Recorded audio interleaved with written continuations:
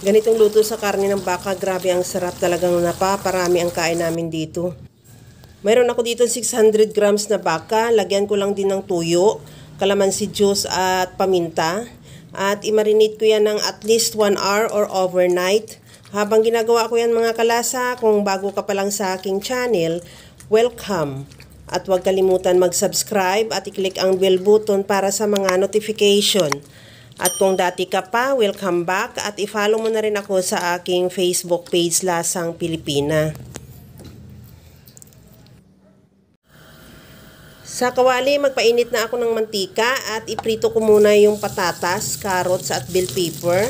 Ihalo lang hanggang sa magkaroon lang ng dark spot at pagkatapos niyan, tanggalin muna sa kawali at ilagay sa bowl at i-set aside.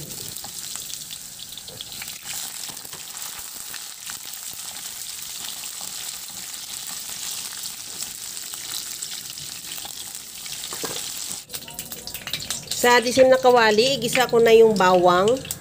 Ihalo lang hanggang sa maglabas lang ng aroma. At isunod ko na rin ilagay yung sibuyas. Ihalo lang din hanggang sa maluto.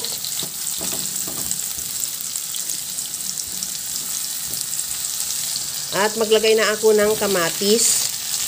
Ihalo lang natin yung kamatis hanggang sa talagang makita natin lutong-luto na yung kamatis o maglabas na siya ng sarili niyang kulay.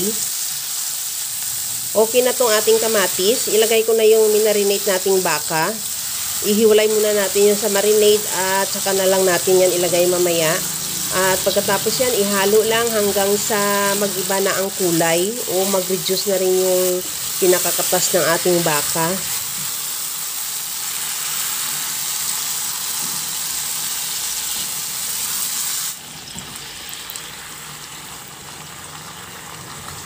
Okay na tong ating baka. Ilagay ko na yung minarinade natin o pinagbabara natin sa baka.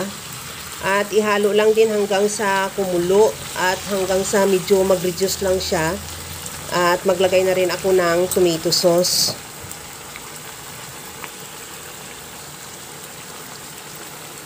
Ihalo lang din hanggang sa mahalo lang na mabuti yung tomato sauce sa karni.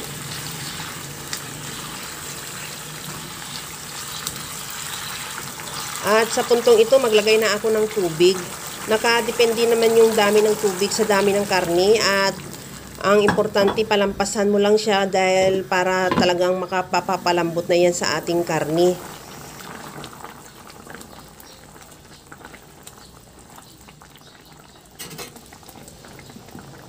Subukan natin kung malambot na yung ating karne. Pag natusok na siya ng tinidor, okay na yan. Ilagay na natin ulit yung pinirito nating gulay. At takpan muna ulit hanggang sa matuluyan lang talagang maluto o lumambot na yung ating patatas at carrots.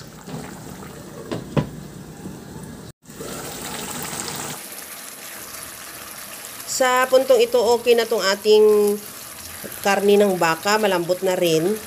At nag-reduce na rin yung sauce niya.